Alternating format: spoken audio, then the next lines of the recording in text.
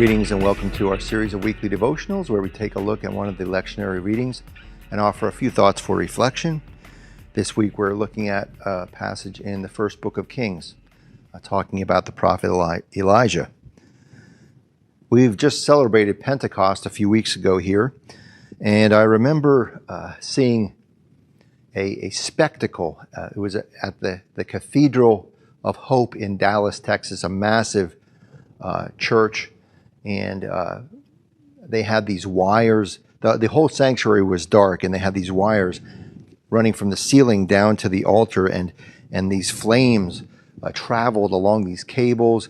And then when they got down to the altar, this massive flame, mimicking the tongues of fire that came down at Pentecost, this massive flame erupted in the middle of the altar space. A spectacular display of pyrotechnics. And I thought to myself, boy, it'd be nice to do something similar in our church. But of course, I think the only spectacle I usually make is when I make a mess during my children's messages or something like that.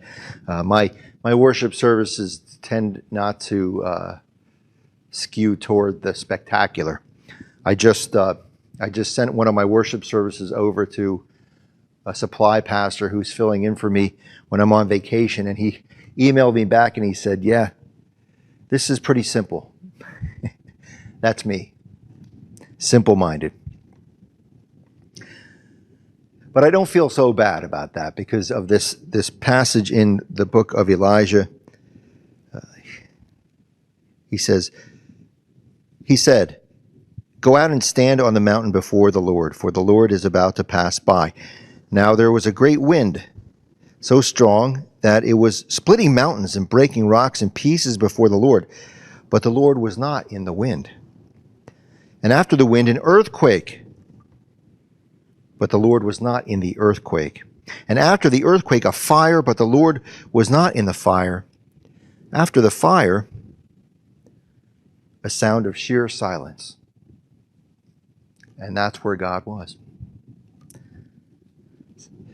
It makes me remember that as much as we might love excitement and spectacle and fun and something that really draws our attention in church and keeps us occupied and moving and feels good, that maybe the most important moments in worship are